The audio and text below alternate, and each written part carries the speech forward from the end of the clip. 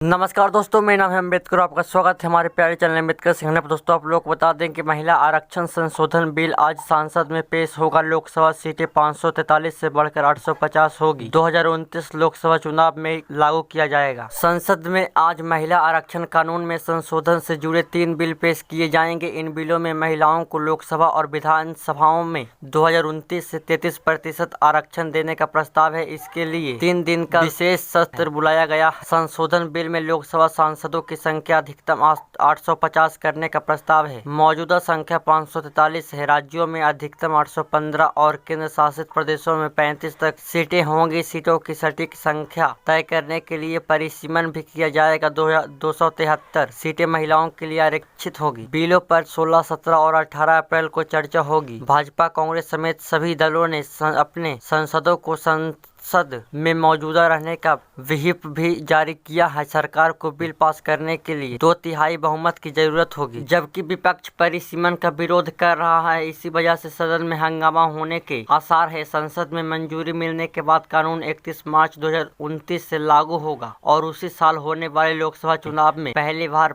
प्रभावी होगा। 2023 में महिला आरक्षण कानून बना, 30 महीने बाद बदलाव क्यों? केंद्र सरकार ने 2023 में नारी शक्ति बंधन अधिनियम संसद में पेश किया था। लोकसभा और राज्यसभा दोनों में पारित हुआ। राष्ट्रपति की मंजूरी के बाद यह कानून बना। आइए जान लेते हैं पुराना कानून में आखिर था क्या। 2027 की जनगणना और उसके बाद परिसीमन जरूरी थी। यह कानून 2034 तक टल सकता था। अब क्या बदलाव हो रहा है? 2011 की जनगणना के आधार पर परिसीमन कराने का फैसला लिया है ताकि कानून 2029 तक लागू हो जाएगा। बदलाव से क्या होगा? 2029 लोकसभा और ओडिशा, आंध्र प्रदेश, सिक्किम और अरुणाचल प्रदेश विधानसभा चुनाव में महिला आरक्षण लागू होगा। लोकसभा में 18 घंटे तो राज्यसभा में 10 घंटे चर्चा। कानून मंत्री अर्जुन राम मेघवाल 2 विधेयक पेश करेंगे, जबकि केंद्रीय गृह मंत्री अमित शाह एक विधेयक पेश करेंगे। इन पर चर्चा के लिए 18 घंटे का समय तय किया गया है। इसके बाद राज्यसभा में 10 घंटे चर्चा होगी। पीएम मोदी की कल चर्चा के दौरान अपनी बात रख सकते हैं। कांग्रेस अध्यक्ष मल्लिकार्जुन खड़गे ने बुधवार को विपक्षी नेताओं के साथ मीटिंग की। कहा कि विपक्ष महिला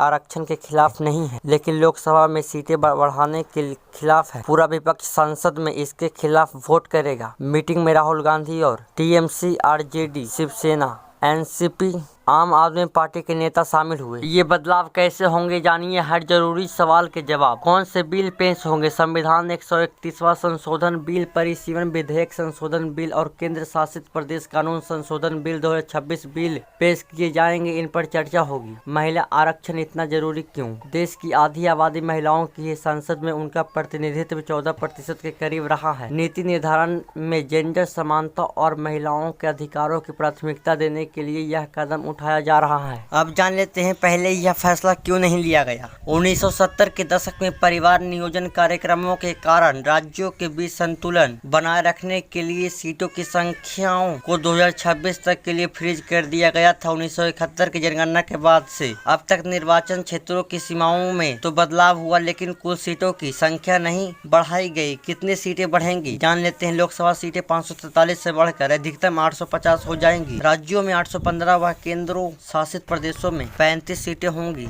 आरक्षित सीटें हर चुनाव में बदलती रहेंगी ताकि महिलाओं को हर जगह प्रतिनिधित्व मिल सके। इस बदलाव का असर राज्यसभा और देश की सभी विधायकों पर भी होगा। यहाँ भी सीटों की संख्या बदली जाएगी। महिला आरक्षण कितने सालों के लिए होगा? कुल सीटों में से 33% यानी कि 273 महिलाओं के लिए आरक्षित हो सकती है। महिलाओं के लिए यह आरक्षण 15 सालों के लिए होगा, यानी 2029, 34 और 39 के लोकसभा चुनावों तक। इसके बाद इसे बढ़ाने का फैसला संसद करेगी।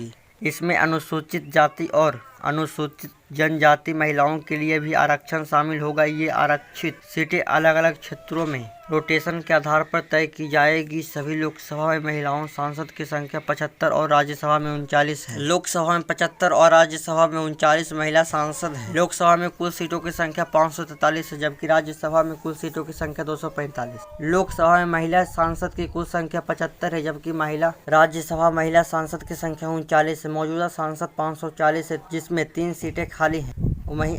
वहीं मौजूदा सांसद राज्यसभा में 244 सीटें हैं और 1 सीट खाली है। तो दोस्तों, आज तो बस इतना ही। धन्यवाद।